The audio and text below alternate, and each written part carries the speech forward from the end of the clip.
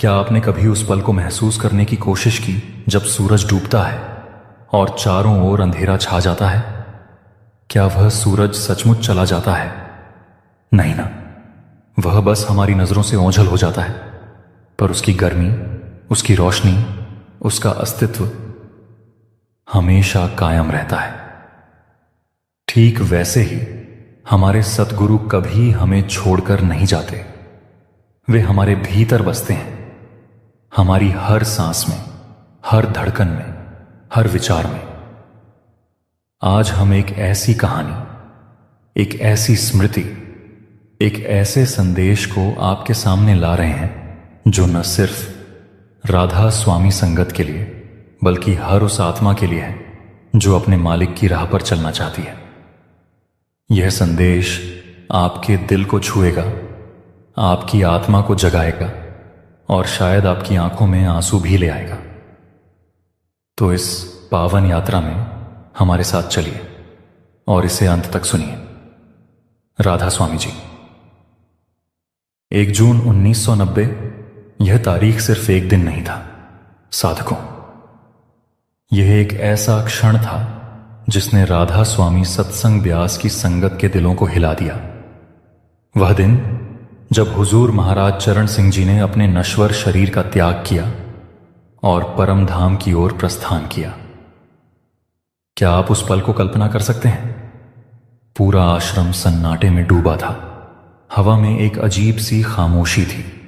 संगत की आंखें अश्रुपूरित थीं, हृदय भारी था और मन में एक अनकहा दर्द था।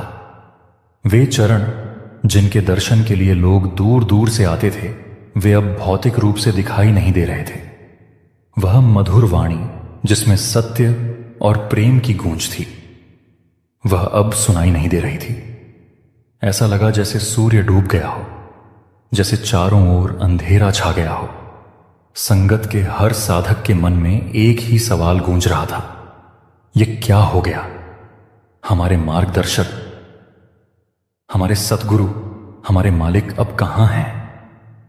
लेकिन साधकों, सतगुरु कभी नहीं जाते। यह उनका वचन है, उनकी लीला है। वे सिर्फ रूप बदलते हैं। हुजूर महाराज जी भले ही हमारे सामने से ओझल हो गए, लेकिन उनकी कृपा, उनका प्रेम, उनकी शिक्षाएं आज भी हमारे साथ हैं। वह एक छोटी सी बीमारी का बहाना लेकर उस प्रेम और ज्योति के स्रोत में विलीन हो गए जहां से वे आए थे। पर क्या यह सच नहीं कि वे आज भी हमारे भीतर मौजूद हैं? सोचिए, उस वक्त संगत पर क्या बीत रही होगी।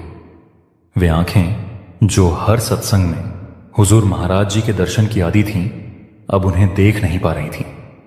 वे कान जो उनकी मधुर वाणी सुनने के लिए तरसते थे, अब सन्नाटे में खो गए थे। वे हृदय जो उनकी एक झलक से संजीवनी पाते थे, अब एक अजीब सा खालीपन महसूस कर रहे थे। पूरा ब्यास आश्रम में सन्नाटा पसरा था। लोग एक दूसरे को देख रहे थे पर बोल कुछ नहीं पा रहे थे। और साधक के मन में एक सवाल था, अब क्या होगा? अब कौन हमें राह दिखाएगा? अब कौन हमें संभालेगा? ऐसा लग रहा था जैसे समय रुक गया हो, जैसे संसार ठहर गया हो। कुछ साधकों की आंखों से आंसू बह रहे थे तो कुछ चुपचाप अपने भीतर उस दर्द को सह रहे थे। लेकिन साधकों, यह मालिक की लीला का एक हिस्सा था। यह दर्द, यह शून्यता, यह सन्नाटा, यह सब हमें यह समझाने के लिए था कि सतगुरु का असली रूप बाहर नहीं, हमारे भीतर है। वे कभी नहीं जाते, वे सदा हमारे साथ रहते हैं। और फिर आया 10 जून 1990। यह दिन कोई साधारण दिन नहीं था। यह वह पावन क्षण था जब सतगुरु गुरिंदर सिंह जी महाराज को आध्यात्मिक गद्दी सौंपी गई। जब संगत एक अवर्णनीय शून्यता में डूबी थी, तब मालिक ने अपनी कृपा से एक नया अध्याय शुरू किया। यह सिर्फ एक परंपरा का निर्वहन नहीं था साधकों, यह इस बात का प्रमाण था कि संत मत की यह पावन धारा अनवरत प्रवाहित होती रहेगी। जब बाबा जी पहली बार संगत के सामने आए तो क्या हुआ? भावनाओं का एक ज्वार उमड़ पड़ा। एक तरफ हुजूर महाराज जी की विदाई का शोक था, तो दूसरी तरफ नए सतगुरु के रूप में मालिक की कृपा थी। वो आंखों में संकोच था, उनकी वाणी में नम्रता थी, लेकिन उनकी आत्मा में जो तेज था वह हर साधक को यह एहसास करा रहा था कि यह मालिक का हुक्म है, यह एक दिव्य योजना का हिस्सा है।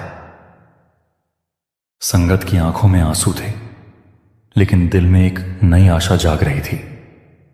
ऐसा लगा जैसे अंधेरे के बाद एक नई सुबह आई हो, जैसे मालिक ने कह दिया हो, मेरी संगत को मैं कभी अकेला नहीं छोड़ूंगा।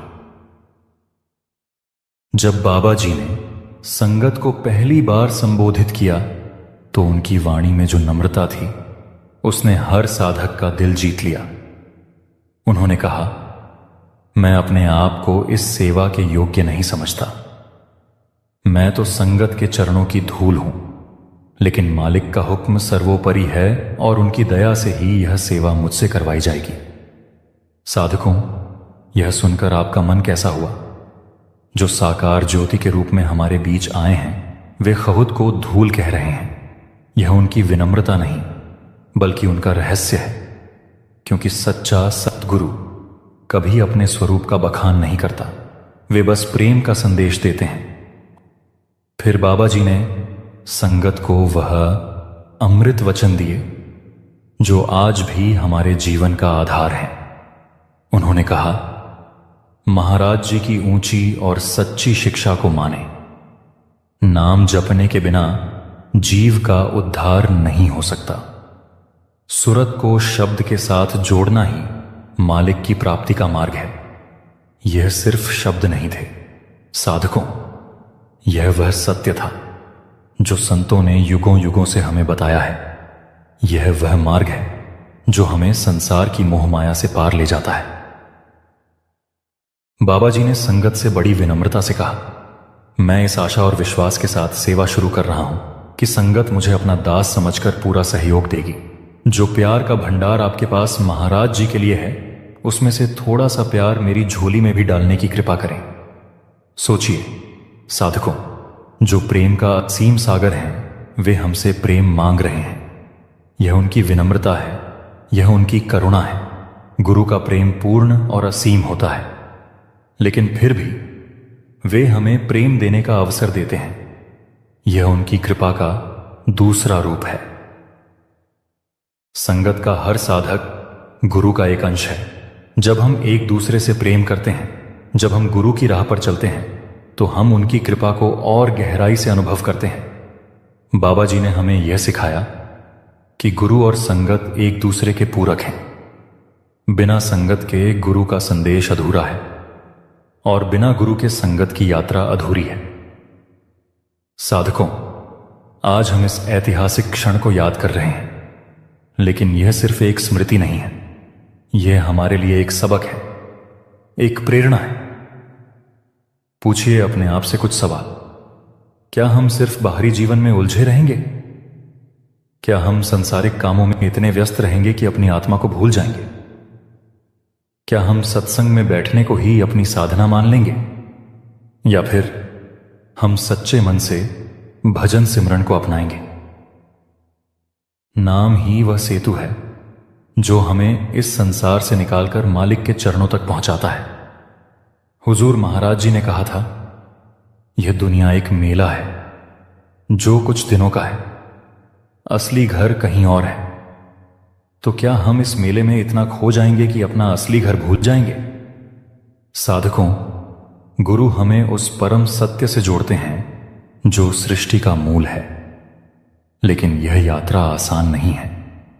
इसके लिए लगन चाहिए, त्याग चाहिए और सबसे ज्यादा गुरु पर अटूट विश्वास चाहिए।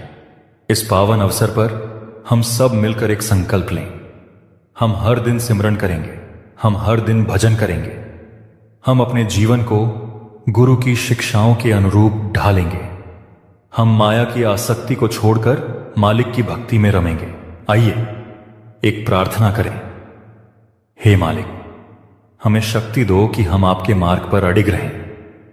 हे बाबा जी, हमें अपनी दया से भर दो ताकि हम इस जीवन को सही मायने में सार्थक बना सकें। हे सतगुरु, हमें कभी अपनी नजरों से ओझल मत करना।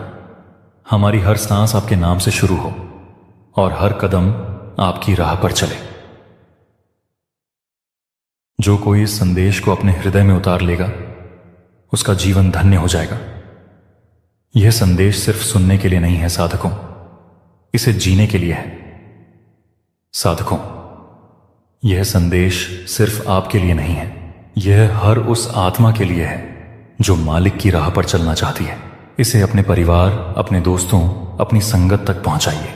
इस वीडियो को लाइक करें, शेयर करें और नीचे कमेंट में लिखें राधा स्वामी जी, ताकि हम सब मिलकर इस प्रेम और प्रकाश की ज्योति को दुनिया के कोने कोने तक फैलाएं।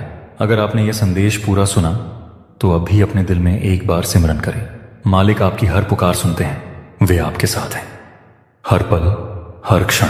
यह वीडियो खत्म नहीं हो रहा साधकों, यह एक नई शुरुआत है। अपनी आत्मा को जगाइए, गुरु की राह पर चलिए और अपने जीवन को सार्थक बनाइए। राधा स्वामी जी।